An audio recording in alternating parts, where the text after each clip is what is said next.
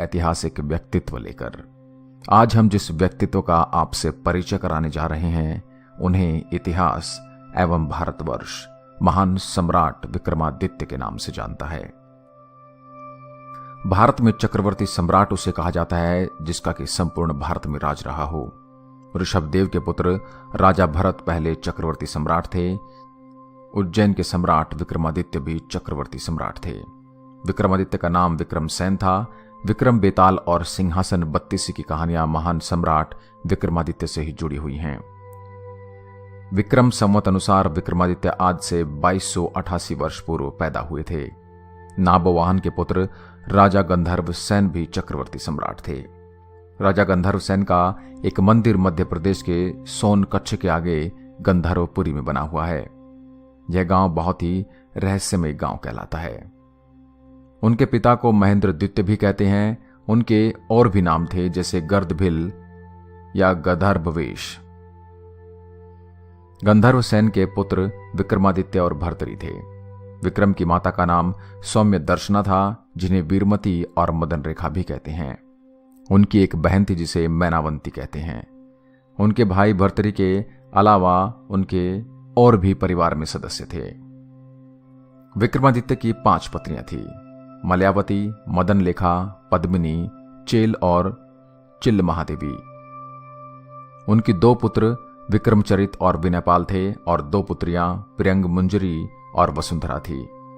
गोपीचंद नाम का उनका एक भांजा था। प्रमुख मित्रों में भट्टमात्र का नाम आता है। राजपुरोहित त्रिविक्रम और वसुमित्र थे। मंत्री भट्टी और बहसिंधु थे। सेनापति विक्रम शक्ति और चंद्र थे। कलिकाल के 3000 वर्ष बीत जाने पर 101 ईसा पूर्व सम्राट विक्रमादित्य का जन्म हुआ। उन्होंने 100 वर्षों तक राज किया। विक्रमादित्य भारत की प्राचीन नगरी उज्जैनी के राज सिंहासन पर बैठे। विक्रमादित्य अपने ज्ञान, वीरता और उदारशीलता के लिए प्रसिद्ध थे, जिनके दरबार में नवरत्न रहते थे। कहा जाता है कि विक्रमादित्य बड़े पराक्रमी थे और उन्होंने शकों को परास्त किया था। सम्राट विक्रमादित्य अपने राज्य की जनता के कष्टों और उनके हालचाल जानने के लिए वेश बदलकर नगर में भ्रमण करते थे। राजा विक्रमादित्य अपने राज्य में न्याय व्यवस्था कायम रखने के लिए हर संभव प्रयास करते थे। इतिहास में वे सबसे लोकप्रिय और न्यायप्रिय राजाओं में से एक माने गए हैं। कहा जाता है कि मालवा में विक्रमादित्य के भाई भर्तरी का शासन था। भर्तरी के शासनकाल में शकों का आक्रमण बढ़ गया था। भर्तरी ने वैराग्य धारण कर जब राज्य त्याग दिया तो विक्रम ने शासन संभाला और उन्होंने ईसा पूर्व 57 से 58 में सबसे पहले शकों को अपने शासन क्षेत्र से बाहर खदेड़ दिया। इसी की याद में उन्होंने विक्रम संवत की शुरुआत कर अपने राज्य के विस्तार का आरंभ किया। विक्रमादित्य ने भारत की भूमि को विदेशी शासकों से मुक्त कराने के लिए एक बृहत्तर अभियान चलाया। कहते हैं कि उन्होंने अपनी सेना को फिर से गठित किया।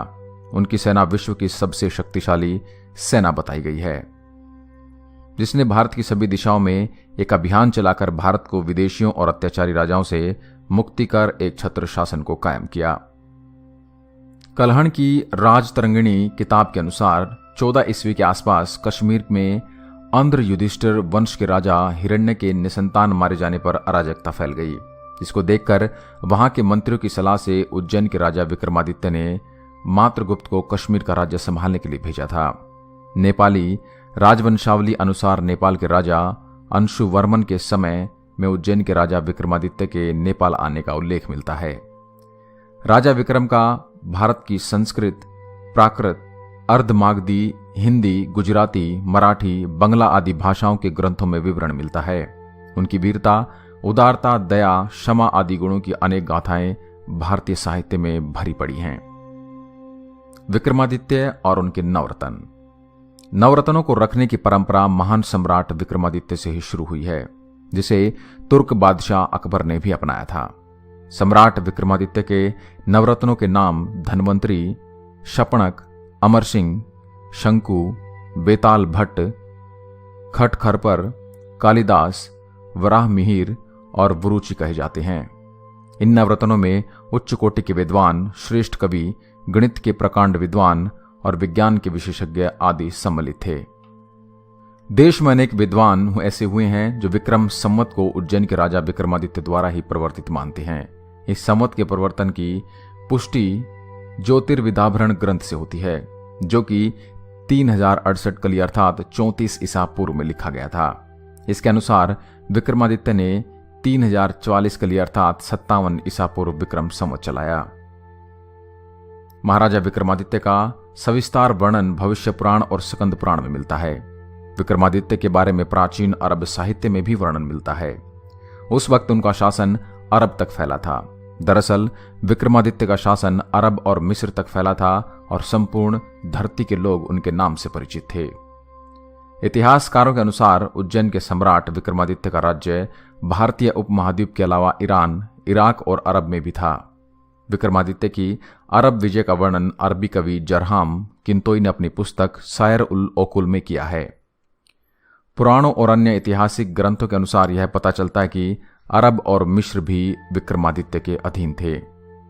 तुर्की के इस्तांबुल शहर की प्रसिद्ध लाइब्रेरी मकतब सुल्तानिया में एक ऐतिहासिक ग्रंथ है, सायर उल ओकुल। उसमें राजा विक्रमादित्य से संबंधित एक शिलालेख का उल्लेख है, जिसमें कहा गया है कि वे लोग भाग्यशाली हैं जो उस समय जन्मे और राजा विक्रमा के राज्य में अपना जीवन व्यतीत किया। वह बहुत ही दयालु, उदार और कर्तव्यनिष्ठ शासक था, जो हर एक व्यक्ति के कल्याण के बारे में सोचता था। उसने अपने पवित्र धर्म को हमारे बीच फैलाया। अपने देश के सूर्य से भी तेज विद्वान लोगों को यहां भेजा ताकि शिक्षा का उजाला पूरे विश्व में फैल सके।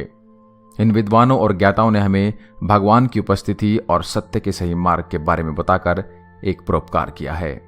ये तमाम विद्वान राजा विक्रमादित्य के निर्देश पर दुनिया के बाकी हिस्सों में जाकर शिक्षा का प्रचार प्रसार कर रहे थे। इसके अलावा भारत में और भी सम्राट हुए हैं जिनके नाम के आगे विक्रमादित्य लगाया गया है, जिनमें से हैं यथाशिहर्ष, शुद्रक, हल, चंद्रगुप्त द्वितीय, शिलादित्य, यशोवर्धन आदि। दरअसल आदित्य शब्द देवताओं से प्रयुक्त है। बाद में विक्रमादित्य की प्रसिद्धि के बाद राजाओं को विक्रमादित्य की उपाधि दी जाने लगी। विक्रमादित्य के पहले और बाद में भी और भी विक्रमादित्य हुए हैं, जिसके चलते भ्रम की स्थिति उत्पन्न होती है।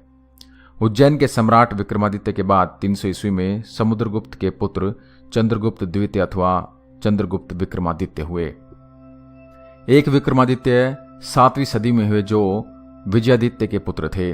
विक्रमादित्य द्वितीय ने भी अपने समय में चालुक्य साम्राज्य की शक्ति को अक्षुण्ण बनाए रखा। विक्रमादित्य द्वितीय के काल में ही लाट देश पर अरबों ने आक्रमण किया। विक्रमादित्य के शौर्य के कारण अरबों को अपने प्रयत्न में सफलता नहीं मिली और यह प्रतापी चालुक्य राजा अरब आक्रमणों से अपने राज्य की रक्षा में समर्थ रहा। पल्लव राजा ने पुलकेशन को परास्त कर मार डाला। उसका पुत्र विक्रमादित्य, जो कि अपने पिता के समान महान शासक था, गद्दी पर बैठा। उसने दक्षिण के अपने शत्रुओं के विरुद्ध पुनः संघर्ष प्रारंभ किया। उसने चालुक्यों के पुराने वैभव को काफी हद तक पुनः प्राप्त किया। यहां तक कि उसका परपोता विक्रमादित्य द्वितीय भी महान योद्धा था। 753 ईस्वी में विक्रमादित्य व उसके पुत्र का दंती दुर्गा नाम के एक सरदार ने तख्ता पलट दिया। उसने महाराष्ट्र व कर्नाटक में एक और महान साम्राज्य की स्थापना की, जो राष्ट्रकूट कहलाया।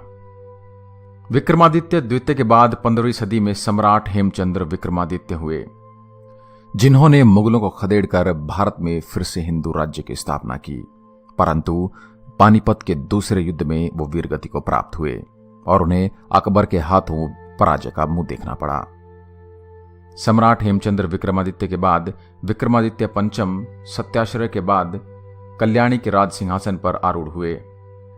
उन्होंने लगभग 1008 ईस्वी में चालुक्य राज्य की गद्दी को संभाला। भोपाल के राजा भोज के काल में यही विक्रमादित्य थे।